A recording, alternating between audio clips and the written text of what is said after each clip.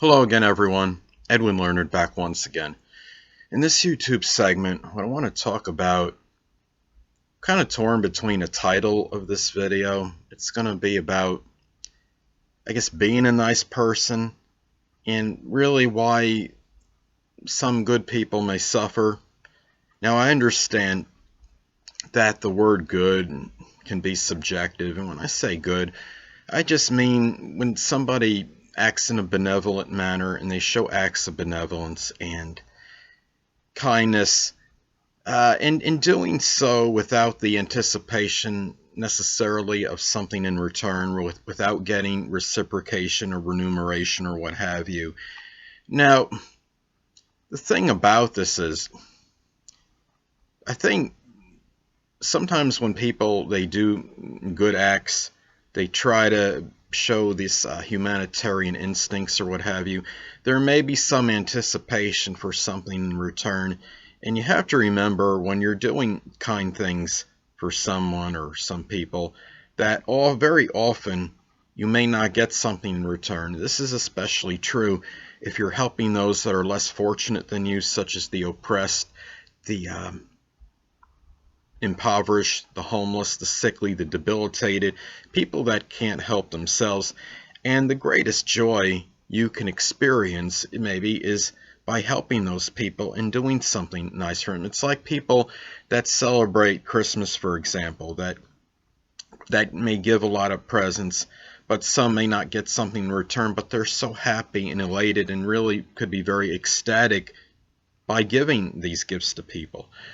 What I want to touch on too is that being a good person, a lot of times people will think, well, the person will wind up having a completely happy existence and things will be fortuitous for them, or they'll have some affluence, something will fall back on them that will really, they'll reap rewards or maybe even something monetary for what they do.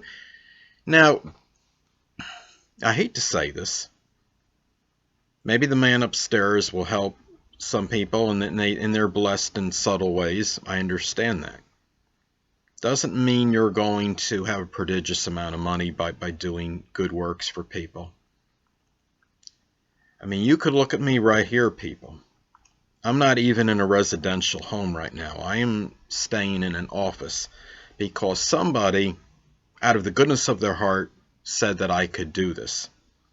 And really don't think, I feel, and I'm not saying this to sound arrogant or egotistical, I consider myself a pretty good guy, okay? I'm 45 years old. I don't really have great financial stability, which is attributed to strongly why I'm here right now. Being a nice person doesn't get the woman, and even being even on the other side of the coin, being a woman, being very nice, being very kind, being very charitable, that doesn't give a guarantee or assurance of having a significant other. As I stated before, I'm 45 years old.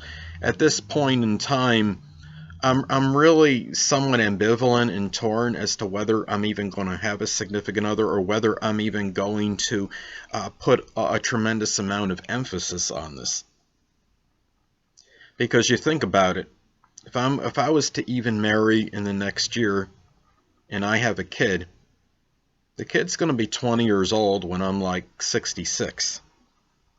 I'm going to be, we'll be in early, maybe part of college, maybe 2 years, maybe 2 years into college. I could be halfway through. It depends on how long the person would stay in college. And it just, to me, I just don't know at this point in time if that's going to be the thing that I'm even going to be able to pursue. If I can't barely take care of myself, I certainly can't maybe have someone else, even if the person is going to pay part of the bills. It just really, it still could be a struggle to some degree. And what I'm just getting at, I'm using myself as an example for this, that just because you feel that you're compassionate and this is and you're doing things out of the goodness of your heart, you want to give your time to people, and it doesn't always mean there's reciprocation. And even if there is, just because you're doing nice things doesn't mean you're going to have necessarily the lifestyle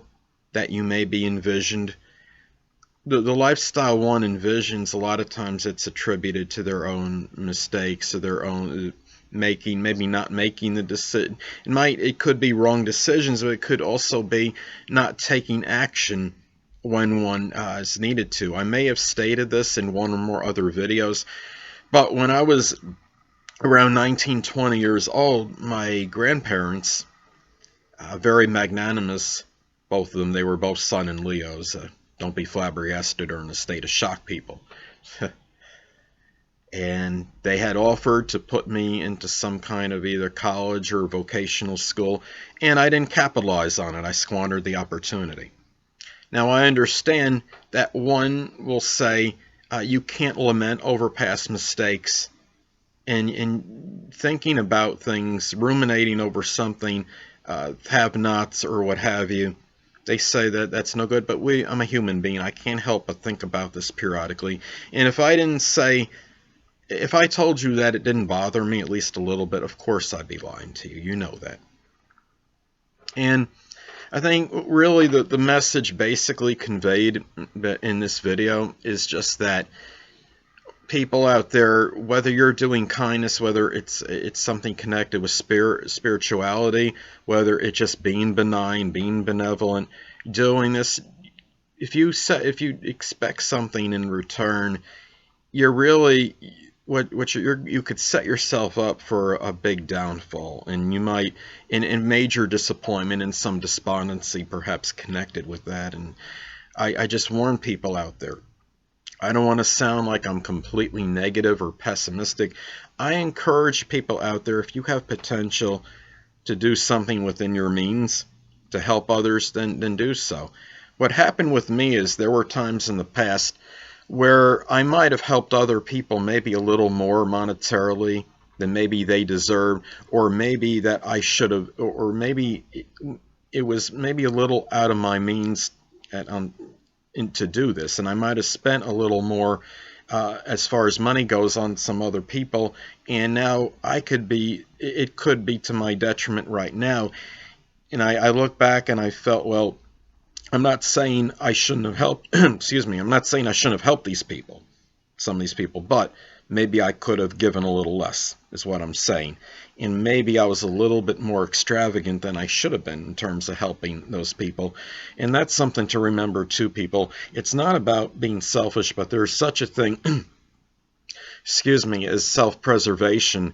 And you have to look out for yourself. I mean, that is paramount. You have to be able to take care of yourself before you start trying to do a lot of selfless acts monetarily for others. Now, if you don't have a lot of money, you could do other things in terms of giving your time. I understand that.